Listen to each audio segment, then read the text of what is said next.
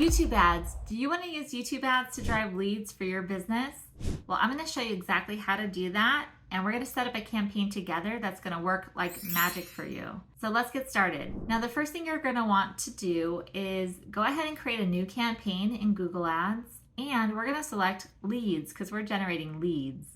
And you can go ahead and make sure that you have conversion tracking turned on so that you can use your conversion tracking in your campaigns, and hit continue. Next, you have to select your campaign type. This is going to be video, and drive conversions is exactly what we want. Hit continue. Okay, here's where you're going to set up some campaign settings. So you can name your campaign something that makes sense for you, and then select your location targeting. I'm going to set it to the United States. For languages, you can leave it to all languages. I like to just target the language that my website is in, and so this one is English. So I'm going to just select English. Now for your bid strategy, if you're first getting started, you can use maximize conversions. If you know I absolutely can only pay $100 per lead, whatever it is, you can set a target CPA with that. For now, I like to just start off with maximize conversions. It has less of a budget restriction and requirement to do so. And it's really good when you're first launching to see what Google can get for you without trying to achieve a certain CPA, a cost per acquisition. All right, so here's your budget. Now you can do a campaign total if you're doing just a specific flight, but if you're trying to generate leads, you're probably going to want to do this on a consistent basis. So we're going to have a daily budget. So set your daily budget.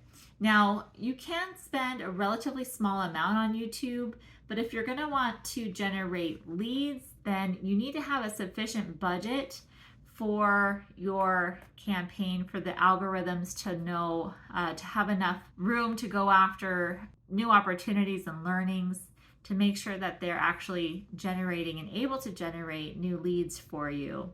So what is a good budget? Now, ideally, your daily budget is going to be 2 times what your average cost per lead is.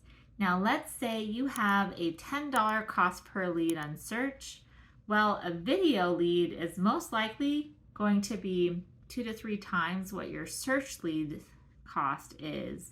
So if your search lead is $10, then your video lead is probably going to be between $20 and $30. So you need at least 2 times what that cost per lead is as your daily budget. So $40 to $60. If you can 10x it, that's the most ideal scenario. So $200 to $300 a day would be a good daily budget if that's what your cost per lead is on search. If you don't know what your cost per lead is, then just set a budget that feels comfortable to you, and you can adjust it up or down. Use the maximize conversions bidding strategy and hope for the best. But ideally, you would know what your cost per lead is so that Google will have enough budget to go after those leads for you. Now, the networks, you can't really modify those at all, so they're just going to be as they are. I tend to find that Google Display Network traffic isn't that great, but Google's not going to serve that much there because they know it's not that great. So if it's not going to generate leads for you, it's not going to serve on there as much. Here's where you can insert your assets such as site links. Make sure that you have those in your campaigns. You can add them there if you'd like. If you ever see a drop down, make sure that you expand it. It's a good practice. For devices, I don't like to serve on TV screens. If someone's watching TV, they see your ad, they're not going to be able to click on it. So I turn those off, but I'll leave computers, mobile phones, and tablets turned on.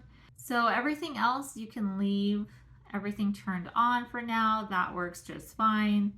Frequency capping, I like to leave this as none. I used to set a frequency cap, but I find that Google does a really good job at blasting people. No, I'm just kidding. They do a really good job at showing somebody the ad the amount of times that they need to in order to get them to take action. So don't put any restrictions on Google is my advice. Ad scheduling, you can absolutely schedule it to not run on weekends, to only run on weekends, to not run in the evenings, etc. For YouTube to be able to optimize very well, all day is a great place to start. So I'm going to leave this to all day. And video enhancements, this helps you to take your ad and make different versions of that ad to serve to more people, such as a square format or a vertical format. So that's good to turn on. But my recommendation is to provide Google with those specific video types already. So a vertical format, a square format, and then different versions of those ads as well in terms of messaging. So here you're going to have a ad group that you can name something that makes sense for you. And now we get into audience targeting. So this is what is going to make or break your success on Google Ads. Now, when you create an audience, my advice is to use a customer match list. That is a list of at least 1,000 people who have already given you money. So 1,000 of your past customers. If you have such a list, you can upload that into Google, and then you can target that list here in the video campaign. Why would you target such a list of your past customers? Well, it's because Google is going to use optimized targeting, if you allow it, to then find people who have similar traits to those people who are your actual customers.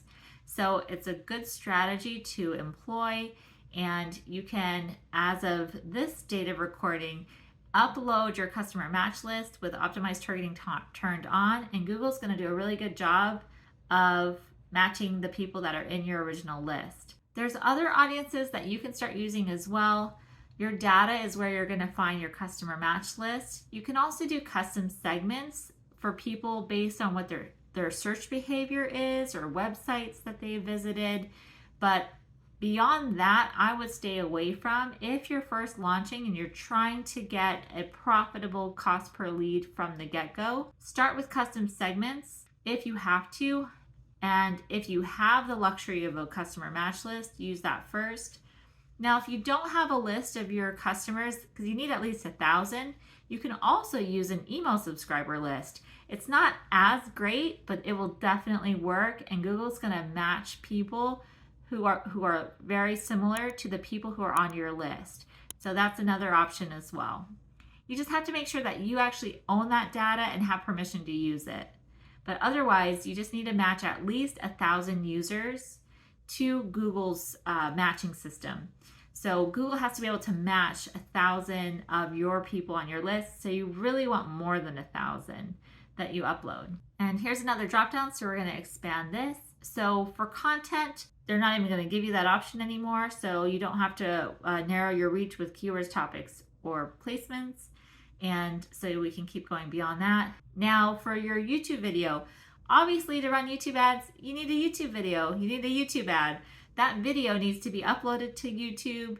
And like I mentioned earlier, make sure that you have different versions of that ad, a short, a vertical format, a square format, and you want to test at least 4 different messages in those ads because you don't know what's going to resonate more than the other when you're launching. So make sure that you have 4 different ads that you can run in those different formats, and then Google will test and figure out for you which one is performing the best and generating the most leads. And here this says right here, to get your ad to fit into more places, add at least 1 video of each orientation, horizontal, vertical, and square for better performance. If you don't have a vertical or square video, Google may create one for you. So that's why we have Google video enhancements turned on. And then next, you create the campaign.